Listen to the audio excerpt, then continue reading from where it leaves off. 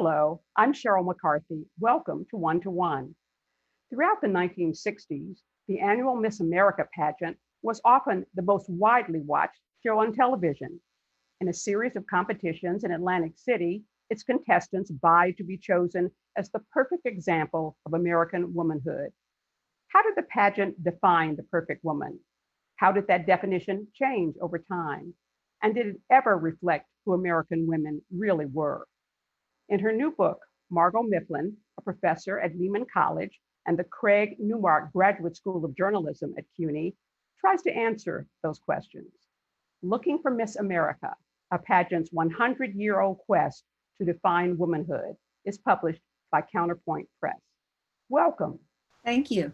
So why a book about the Miss America pageant? Well, it's such a long-running institution. It will hit its 100th anniversary next year. So it's been this enduring piece of pop culture.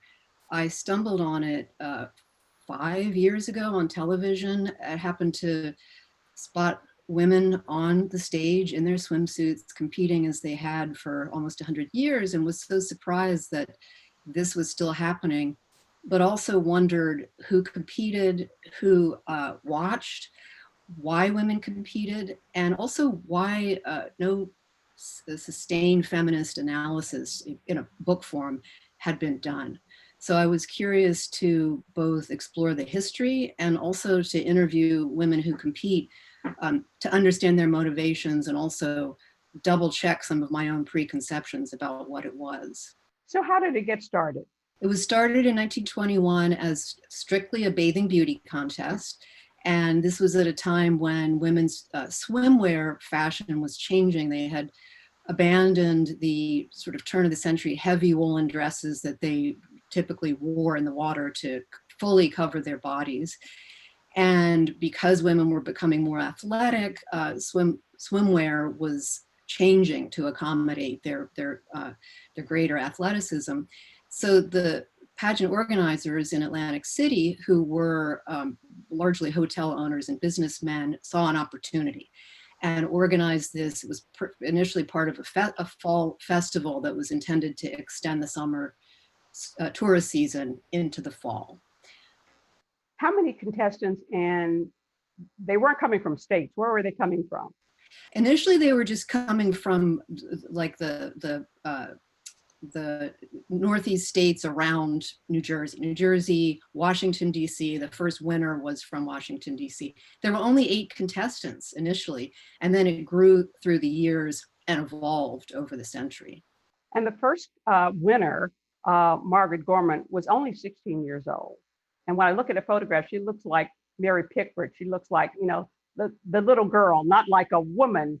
And I assume a lot of the other contestants were very young as well.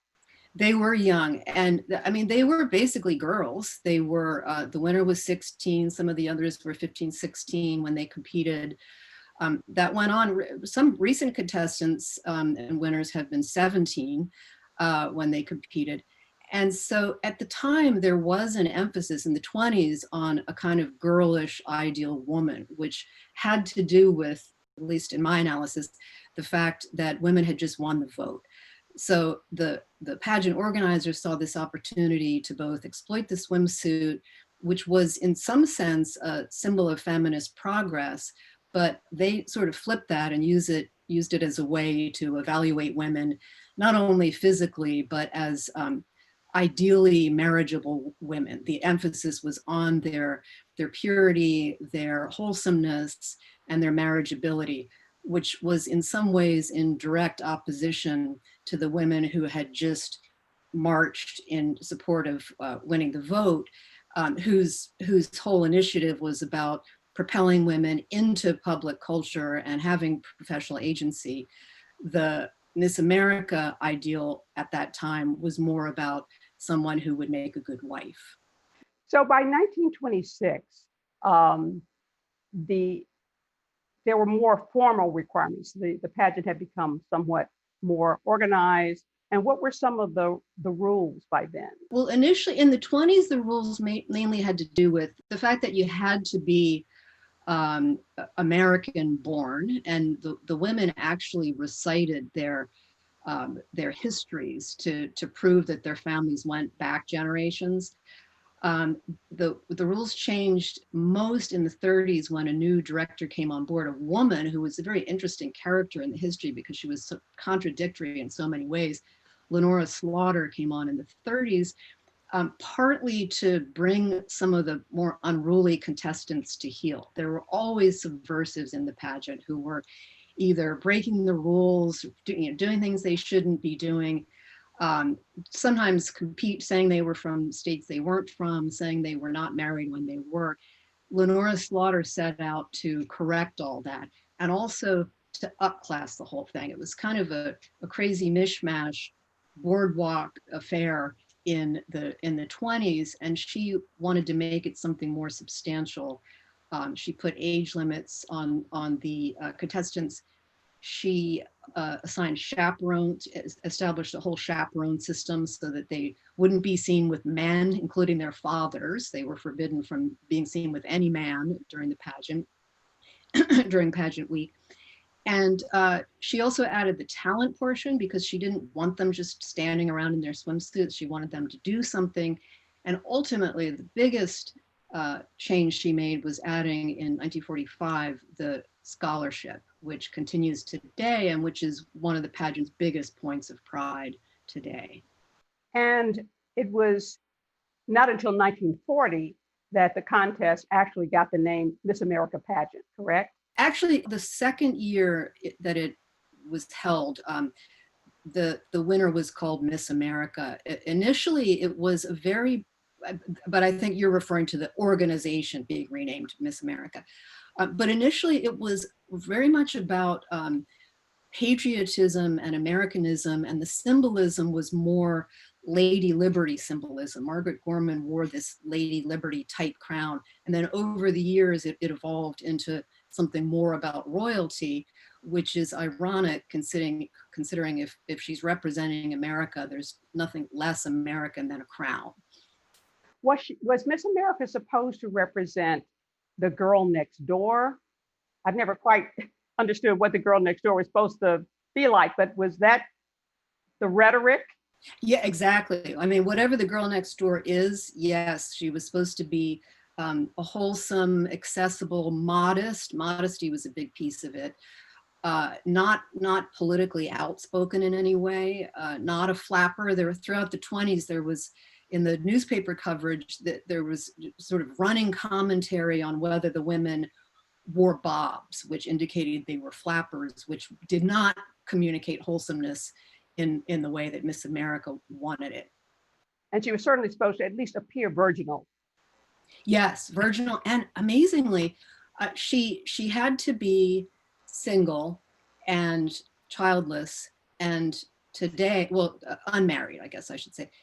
Today, the contestants still have to be unmarried and childless. Now, so Miss America, whoever was chosen Miss America, had a year of traveling the country, appearing at events. It was, I guess, her reign year.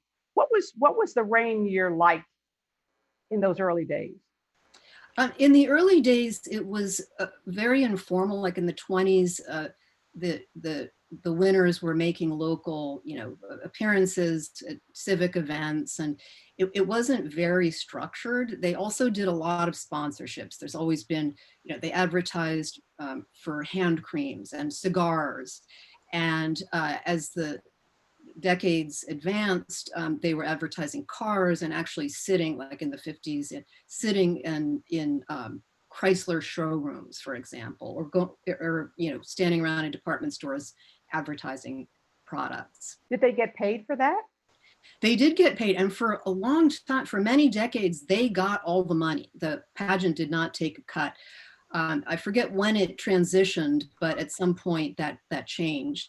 And so, for example, when I interviewed Elizabeth Ward, who was 1983, I think, she made something like $150,000 during her year, along with the $50,000 scholarship that she won. So the money was good. It's not as good now, but it was good then. But you noted that the contestants were required to raise money for the scholarships, correct? Yes. So one of the things that really perplexed me was trying to understand how the scholarship worked. In terms of education, you know, it is one of the, it's the biggest scholarship in the country for women. It's advertised as the biggest in the world. They award about $3 million in scholarships. But one thing I discovered in my research interviewing the pageant lawyer was that women have to, unlike Miss USA, they have, which just charges an entry fee, they have to raise $1,000 to compete, meaning asking friends and family to contribute money for their cause.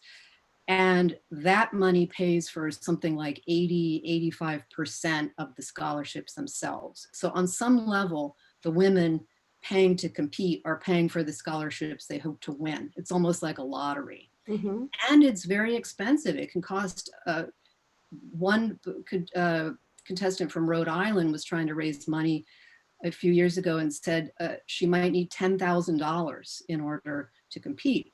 Now, some state pageants fund the contestants, you know, pay for their dresses, pay for their training. There's a lot of variety state to state in terms of the state's financial investment in the contestants.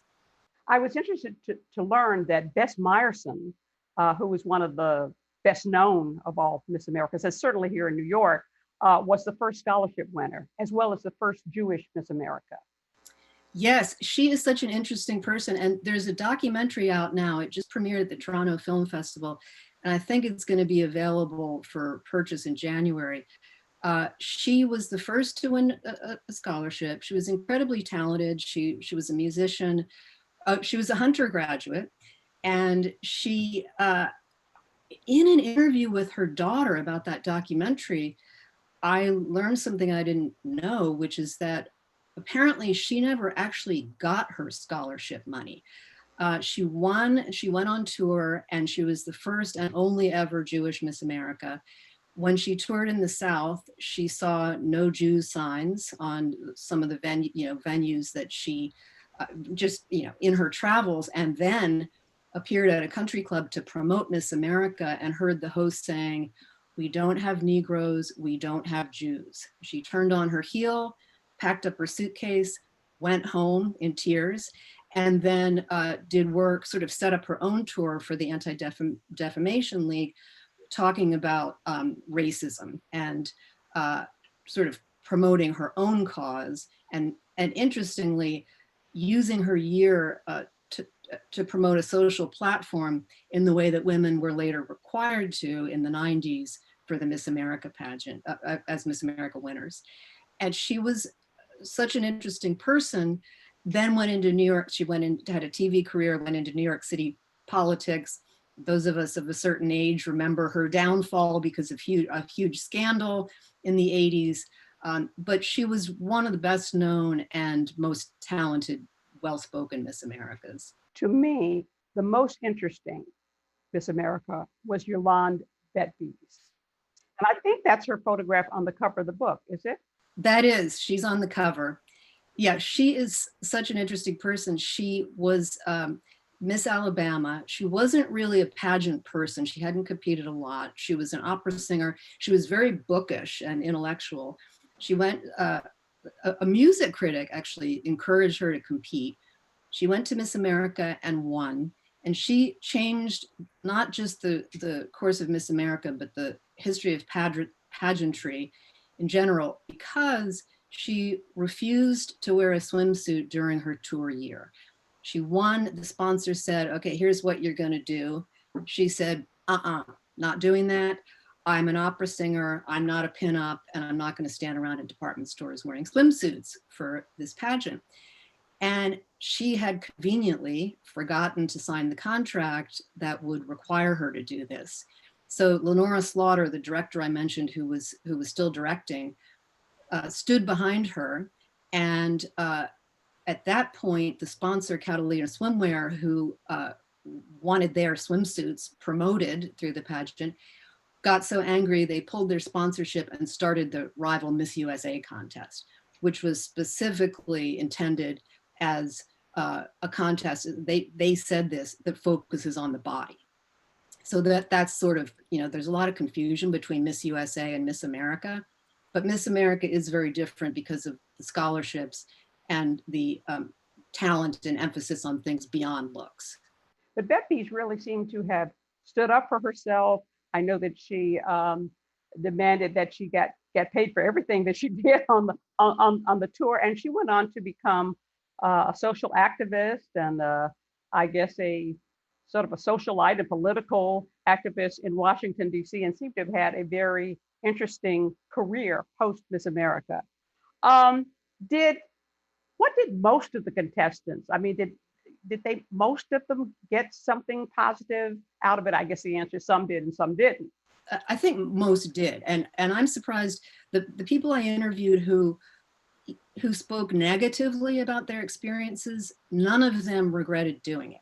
So, for example, I mentioned Elizabeth Ward, who told me that she felt the pageant really hurt her self-image and messed with her body image and made her a person who had to be a people pleaser and was always thinking about other people's comfort, not her own, and that she had to undo a lot of that during the course of her life. It's hard to say, I mean, it's hard to generalize because everyone has such different experiences. And you would think that more of the winners would have become more national figures than perhaps they are.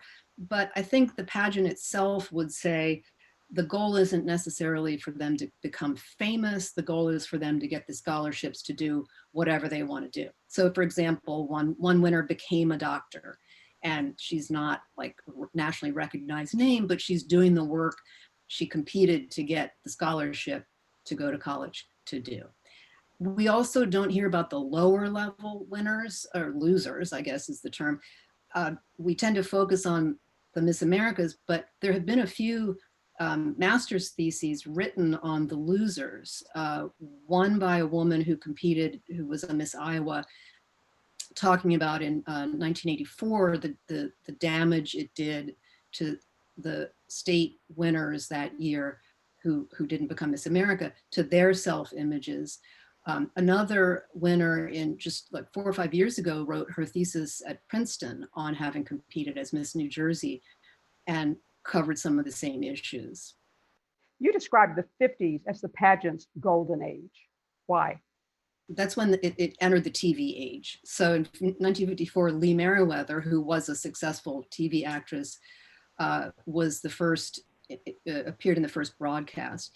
And so that's when it became a national event where, you know, from there through the 60s, people sat down, you know, they anticipated this annual event. They watched it like it was a precursor of reality shows, in that you saw this competition, the women competed against each other, they got picked off, and there was a winner in the end. But it was also very glamorous and well funded in that era. And so, and that's kind of when people knew the names of Miss Americas and remembered them after the event. I don't think that's true now. Why do you think American women and girls like myself, and I remember watching it every year when I was growing up, were so fascinated by the pageant? I think it was a combination of seeing a woman, especially in the early part of the century, ascend to a level like to such a high profile at a time when women didn't have great opportunities. And so on one hand, and the pageant used this reference routinely in the mid-50s. It was a Cinderella story. You got picked. You were the most popular. You were the prettiest. But when the scholarships were included, part of it was about seeing a woman sees an opportunity that could propel her beyond just being pretty. I want to say one thing about the talent competition, because I remember that, you know, often, you know, the contestants didn't have a talent. And so they do a dramatic reading. That seemed to be, and I think somebody did a magic trick. Somebody did something with some doves. The doves got frightened. But the talent, there were some really talented contestants, but some of them just had to fudge it a bit. So Yeah. along comes the women's movement. What was its impact on the pageant? That was huge. It was huge for the pageant and also on one level for the women's movement. What happened was in 1968, feminists protested on the boardwalk outside the pageant and then unfurled. They protested not just the sexism of objectifying these women, but also the racism, because there had never been a Black Miss America. In And fact, Blacks were barred until a certain exactly. point, right? There was a notorious rule number 7 that said the contestants had to be in good health and of the white race. That came in the 40s and then was retired in the 50s. It seemed to directly address Black women because some Latinas and Asian women had competed in the 40s. So the feminists were protesting the sexism and the racism and unfurled this banner inside when the outgoing Miss America was giving her farewell speech that said women's liberation. And so, of course, second wave feminism was already in gear, but the broader public had not heard this term women's liberation. And the fact that the media coverage delivered it nationally installed it in our national vernacular. So that was a big sort of moment of publicity and outreach for the growing women's movement. But for Miss America, it was the point of, on some level, no return. By that, I mean, people started criticizing the pageant, protesting the pageant in the 60s and 70s. And interestingly, in the 80s in California, a woman competed, protested, unfurled a sash from her chest at the finals that said pageants hurt all women. And that woman is now the president of Brooklyn College, Michelle Anderson. So this went on for quite a while. And I feel the pageant never really could catch up in terms of I say in the book, they were always in dialogue with feminism, but never in step with it. So the pageant would make changes to accommodate women's progress, but often belatedly. Yes, you did write that the pageant was always out of step with where women really were at the time. Mm-hmm. It was interesting, in 1990, the pageant introduced the platform issue. So that meant that what each contestant had, well, I guess each Miss America had, when she was chosen, there was some cause that she represented. How did that work? It came out of a really interesting story of a contestant who was a nurse and who, this happened the year that Gretchen Carlson, former Fox News and Me Too activist now, who brought down Roger Ailes at Fox News, the year she was winning, the previous Miss America, Kaylani Ray Rafco, was a nurse who, unlike many Miss Americas, did not take the opportunity to start an entertainment career. She wanted to be a nurse, and she specifically wanted to work in hospice care. And there was a delay that year with the judges. There was a tie or something, and there was this excruciating 11-minute delay. And the host asked Kaylani Ray Rafco about this initiative, and she spoke about it so compellingly that the directors thought, wow, we should have, everybody should be doing this kind of sort of social service for the pageant. And from I guess it was 1990 on, the social issues platform was a requirement. So those can range, Did each contestant have to come in with a proposed social platform, or did only the winner have to announce her platform? They had to compete. They had to come in with it. So for example, it could be literacy or bullying, or a couple years women did AIDS awareness. And some of them were very committed to whatever cause they did, domestic abuse. One woman chose that because it had been an issue in her family. But just like the talent, there were other women who just as some of the early talents were just these frantically rehearsed songs, the only song the women could perform. Likewise, with the platform, some of the women just grabbed a cause, and it seemed a bit random for some of them. What do you feel has been the lasting impact of Miss America on American women and girls? It's so hard to say because it's so complicated. I think the scholarship has been so beneficial to so many women, and it has helped propel lower income women into the middle class by giving them scholarships. But then we have to consider all the women it denied that opportunity to because of that rule number 7. So the opportunities were selective. I have a student right now, a grad student who was not in the Miss America system, but she was a Miss Black San Bernardino, Noelle Lilly. And she told me that pageant was great for her because she got a scholarship and got on the road to her journalism career. But also that it trained her to be a good public speaker, which she is. In fact, her graduating class chose her as their representative speaker for their commencement in December. So it benefits women through professional training, through the scholarships. It hurts them in the sense that there's a cost to all that, that some of the contestants feel is maybe not worth what they got in the end. Somebody who watched it religiously when I was growing up, but wasn't aware that it's even still going on. Mm-hmm. And it just seems to me that there are probably a lot easier ways to win a scholarship than to compete in a pageant. And then ironically, you win the scholarship and you have to drop out of college to serve your time as Miss America, Right. which doesn't make sense. And we also have to ask, yes, it's great that women get these scholarships, but look what they have to do to get them. And why do men not have to do this? Like, they're not jumping through all these hoops. Right, exactly. But it really is a fascinating book and, a lot of fun to read.